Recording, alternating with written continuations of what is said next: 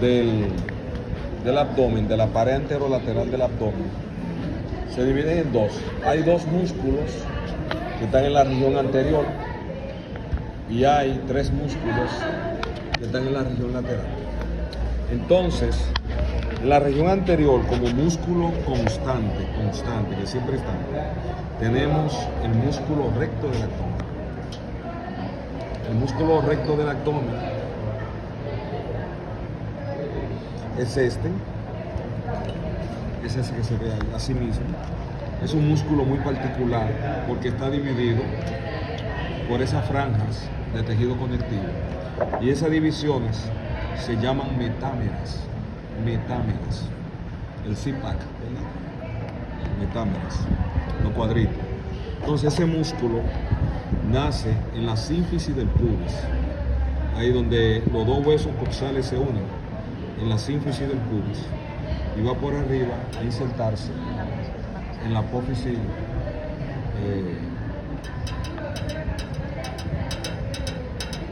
del esternón, la apófisis cifoide. ¿Dónde más?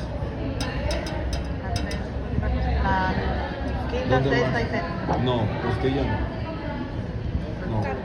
Cartílagos costales y en el ligamento costocifoide. Y es un músculo que tiene como función la flexión anterior del tronco. Flexión anterior del tronco. Entonces luego tenemos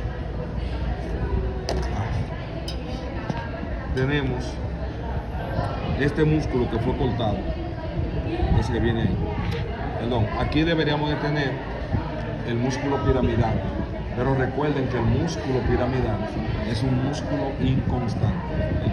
Entonces aquí tenemos ese músculo que fue cortado. ¿Qué músculo sería ese? De la región lateral, el más superficial. El oblicuo externo. El oblicuo externo nace de la cara externa de las últimas 8 costillas. Y miren, desciende para insertarse ahí en la línea media, ahí fue cortado. Desciende para insertarse en la sínfisis del pubis, para insertarse en el ligamento inguinal y para insertarse en la cresta ilíaca, en el labio externo de la cresta ilíaca.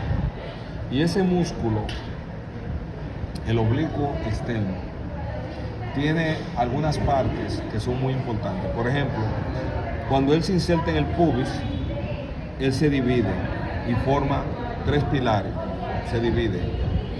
Y esa división entre el pilar interno y el pilar externo permiten el paso en el hombre de un asunto que se llama el cordón espermático, que es lo que lleva y saca, o sea, los elementos que van al testículo.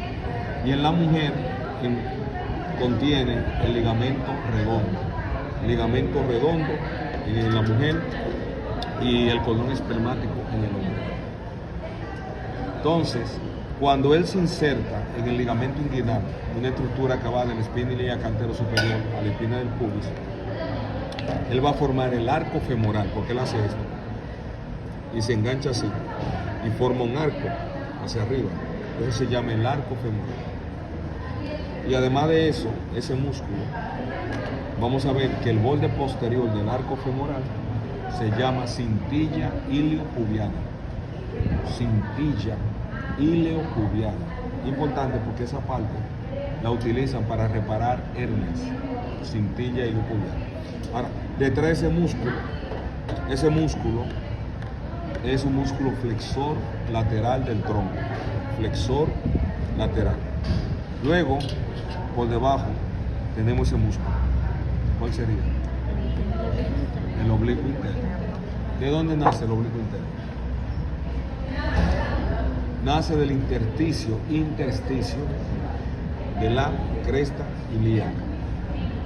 Nace de la aponeurosis toracolumbar.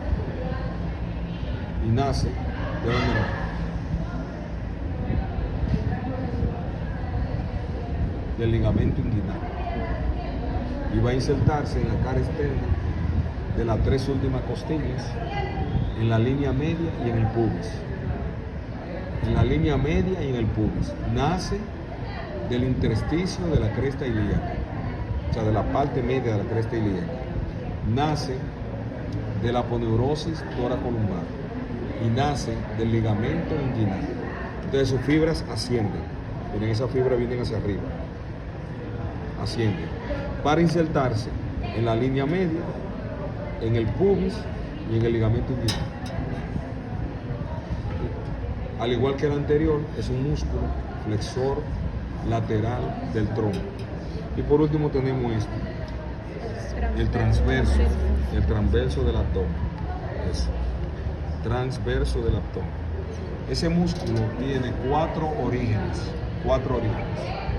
Ese músculo nace de la cara interna de las últimas 6 costillas. Cara interna de las últimas 6 costillas. También nace de las apófisis costiformes, que son las apófisis transversas de las vértebras lumbares. También nace del labio interno de la cresta ilíaca. Labio interno de la cresta ilíaca. Y por último nace del ligamento inguinal.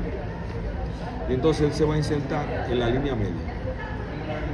Va a insertarse en la línea media.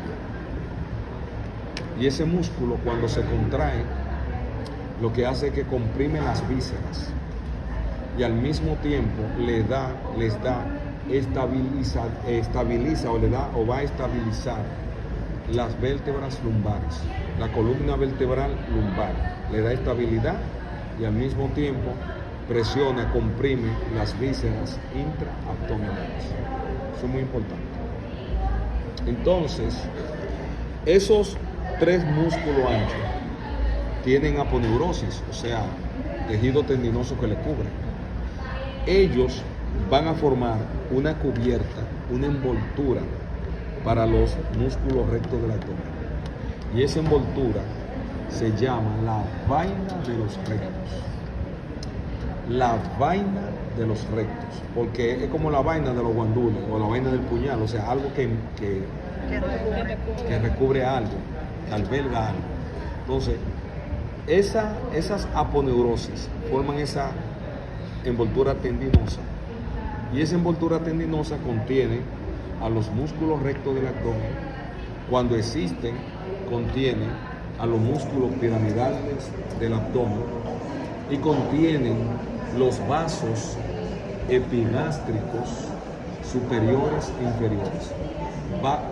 Vasos epigástricos profundos, superiores e inferiores. Y usted verá qué importancia tiene eso. En alguna ocasión, un trauma va a producir dolor abdominal que se asemeja al dolor de la apendicitis. Eso se llama hematoma de la vaina de los rectos. Entonces, casi siempre eso ocurre cuando la persona hace un esfuerzo violento. O sea, por ejemplo, como que tú vas a patinar en patines o en una bicicleta a pedalear. Entonces, ese esfuerzo a veces rompe los vasos epigástricos inferiores, sobre todo el vaso epigástrico inferior derecho, y se le pega ese dolor al paciente ahí en la fosa ilíaca derecha. Te llevan al hospital, ay, me duele, es una apendicitis una vez. Te abre y no encuentra nada. Entonces la historia clínica, o sea, lo que el paciente cuenta, es lo que te hace pensar que eso no es una apendicitis, porque la apendicitis comienza como 3 o 4 días antes, con dolor en el epigastrio, porque es la boca del estómago. Me duele ahí en el epigastrio, me molesta. Y después entonces con vómito, y después que se le va a la fosa ilíaca. O sea, es insidioso, es de instauración lenta en la apendicitis. Y después ya viene el dolor que tú no aguantas. Pero este es un dolor que el paciente dice, mire, doctor, yo iba a pedalear en el gimnasio o en una bicicleta. O yo estaba montando patines, iba a salir en los patines o en la patineta de pie y me dio ese dolor ahí, me quedé privado. Yo creía que era un viento, eso no se me ha quitado, te dice. O me caí y el timón de la bicicleta, ¡pum!, me dio ahí. Y desde ese momento, eso no se me ha quitado. Entonces ya eso te hace pensar que lo que tiene el paciente es un hematoma, así se llama, hematoma de la vaina de los rectos, acumulación de sangre. Eso pasa también. Eso se llama asiematoma de la vaina de los rectos. Y hay otra patología que tiene que ver con la vaina de los rectos, que se llama viscerotosis. Pero para mí, yo he observado a la mujer, y para mí todas las mujeres tienen esa vaina. Viscerotosis, como de víscera. B-I-S-C, víscero, y después una P, tosis. Eso se refiere a la pancita que le sale a la mujer aquí. La viscerotosis se refiere a la relajación de la vaina de los rectos por una relajación de los músculos rectos de la boca, que generalmente ocurre en mujeres que han parido, pero eso no es verdad. No. Todas las mujeres tienen viscerotosis. Quédate mirando a su compañera. Mira, pancita de donde sale ahí, mira. Sí. Ahí la pullita. A lo mejor tú no has parido, tú has parido. Bueno, y yo he visto adolescentes, y he visto niñas, por ejemplo, 9 años, 8 años con la pancita.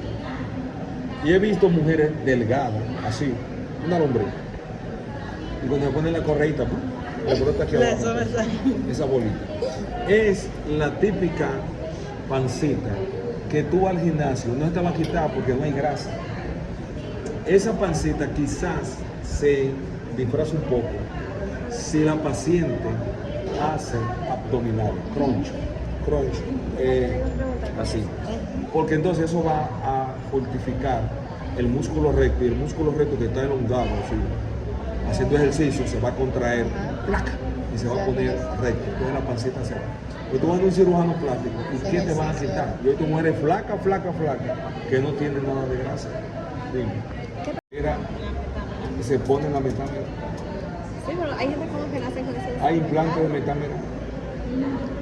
Hay implantes que te la pena más la piel, ya tiene cuadrito, está gordo, te da viendo cuadrito. Hay implantes de todo ya. De todo. Sí, pero yo lo dejo por mí porque yo tengo un músculo así. Pero tú no eres gordo. No, sí, pero yo no hago ejercicio ni nada y el músculo está como. Bueno, están desarrollados. Hay personas que tienen la mandíbula aquí ancha. Y es por un desarrollo de los músculos maceteros. Los maceteros, que es el músculo más poderoso para cerrar la boca. Y tú lo ves así, la cara ancha. ¿Por qué esa mujer tiene esa cara así tan ancha? Y le ponen el desarrollo de los maceteros. O sea, hay personas que tienen músculos que están más desarrollados que otra persona. Entonces eso se llama viscerotosis. Y para mí que eso es común en todas las mujeres. Todas las mujeres tienen pancita ahí abajo. Es lo común. Relajación de la vaina de los rectos. ¿Qué más? Entonces, miren, esos son los músculos de la pared anterolateral del abdomen. Entonces tenemos que la región lumbar, que es la parte de acá atrás, es otra de las paredes que tiene el abdomen. Y la pared lumbar tiene límites.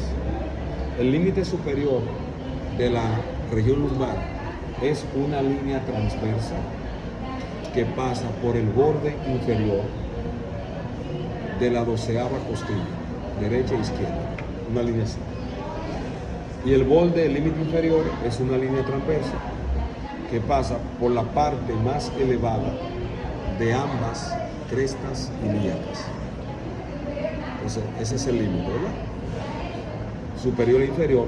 El límite lateral es la línea axilar lumbar. Entonces, esa parte forma lo que se llama la pared posterior del abdomen.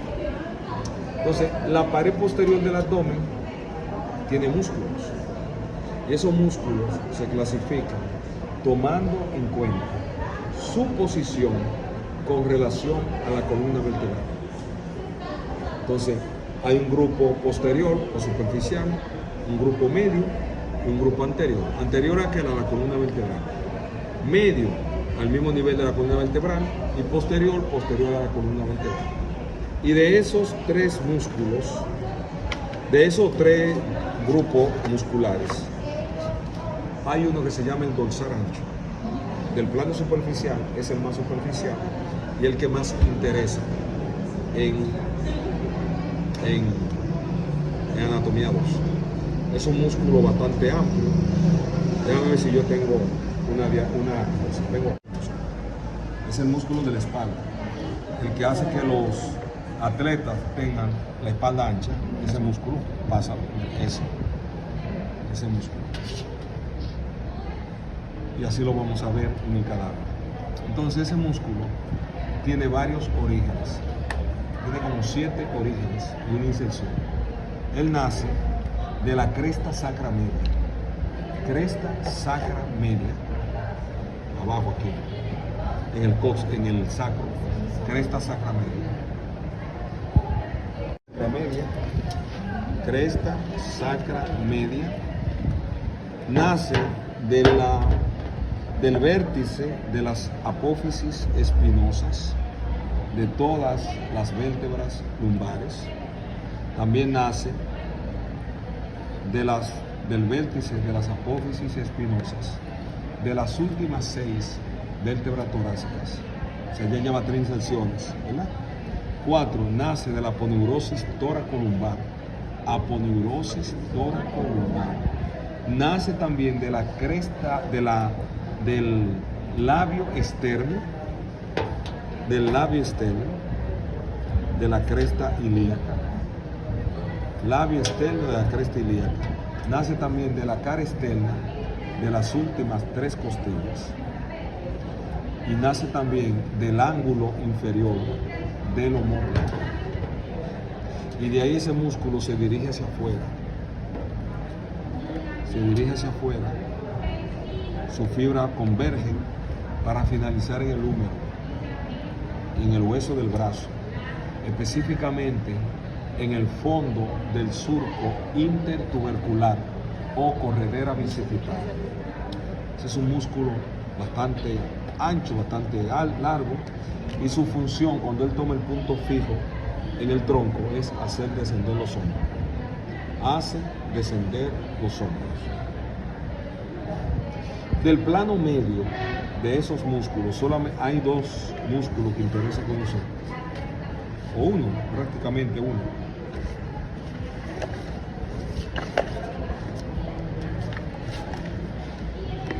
Este es el abdomen. El único que interesa es el 22. Ese se llama músculo cuadrado lumbar.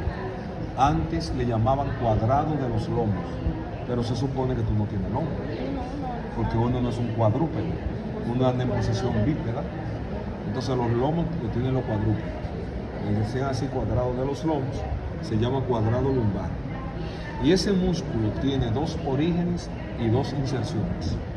Ese músculo nace del labio interno de la cresta ilíaca y de la aponeurosis tóracolumbar. Y va a insertarse en las apófisis costiformes y en el borde inferior de la 12ª costilla. Entonces ese músculo también es un músculo flexor lateral. Es un músculo, la flexión lateral. ¿Sí? Es el único músculo del plano medio que interesa. Ahora, del plano anterior interesa conocer 2 músculos, que son estos 2, ese y ese. Son 2 músculos. El de atrás, se llama psoas, con P adelante, P y después psoas, el músculo psoas. Y el músculo psoas nace de la cara externa del cuerpo de la 12ª vértebra torácica y de las 4 primeras vértebras lumbares. Incluye la quinta. Cara externa del cuerpo de la 12ª vértebra torácica y de las 4 primeras lumbares. Y él desciende para unirse a ese músculo que nace en la fosa ilíaca, que se llama el ilíaco. Él se une al ilíaco y entonces forman el músculo psoas ilíaco. Y él va a insertarse en el fémur en una estructura que se llama el trocánter menor. Y ese músculo, el psoas ilíaco, es el principal músculo flexor de la cadera. El principal músculo flexor de la cadera. Y entonces, cuando un paciente tiene apendicitis, uno lo acuesta boca arriba y uno le pide que suba, que doble los muslos, porque cuando tú flexionas el muslo, eso es flexionar la cadera, y se supone que ese músculo es el que está flexionando la cadera. Entonces el apéndice está colgando del ciego, que es una parte del intestino grueso. Entonces, cuando el sujeto va a flexionar el muslo derecho, tú de repente le das la rodilla para que él no flexione la pierna. Y lo que hace el apéndice, que se pone en contacto con el psoas, porque el psoas se contrae.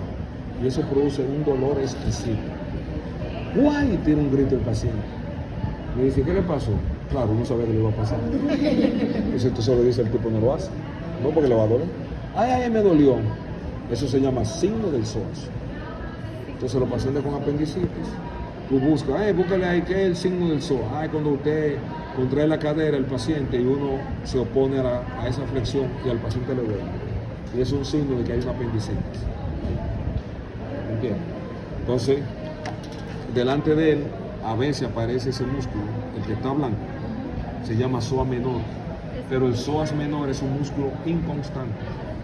Nace de la cara externa de la 12ª vértebra torácica y se va a insertar en la eminencia pectínea o iliopúbica. Eminencia pectínea, en la eminencia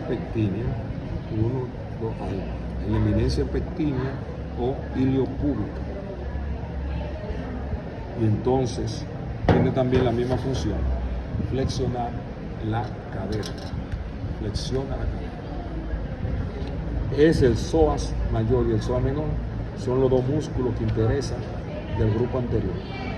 Del grupo medio, el cuadrado lumbar, y del grupo posterior, el dorsal ancho. Punto. Y así lo vamos a ver en el cadáver. Hay una parte de la cual no hemos hablado, pero que lo vamos a hablar luego delante del cadáver, que es la región inguinal, que es un punto de debilidad de la pared anterolateral, porque ese punto, en esa zona, tienden a salir hernias. En algunas personas le salen hernias. Entonces ustedes tienen que manejar eso. Vamos a ver cuando el lunes saquemos cadáveres, a ver si esa parte está disecada. ¿Alguna pregunta? Creo que con relación al dorsal ancho, en el examen, como tiene muchas inserciones, ¿le tienen que poner todas o poner una? No, eso depende de lo que yo pregunte. Es difícil que yo pregunte el origen porque tiene 7 orígenes. Pero es fácil que yo te diga, ¿dónde se inserta? Pues nada más tiene una sola inserción. Pero también hay un espacio entre el oblicuo externo y el dorsal ancho, un espacio triangular. Por dentro, el dorsal ancho, por fuera, el oblicuo externo, y por debajo la cresta ilíaca, y forman un triángulo. Se llamaba triángulo de L. Petit, triángulo de Petit, o ilio lumbar. Triángulo ilio lumbar, así se llama en la actualidad, o triángulo de Petit. Y ese es un punto débil por donde pueden salir hernias. Yo he visto hernias por ahí, entonces yo te puedo preguntar, dígame qué parte del oblicuo externo se relaciona con el triángulo ilio lumbar, el borde lateral. Y si es para el oblicuo externo, el borde mediano. O sea que las preguntas salen por su función. Entonces estamos de acuerdo. Entonces el lunes, mañana, vamos a repasar otra vez esta parte del esqueleto. Vamos a repasar la pelvis, vamos a repasar las vértebras lumbares, y ya para el lunes lo que vamos es a ver los músculos, a mostrárselo y a hablar de la división de la pared anterolateral, pero eso podíamos hablarlo ahora.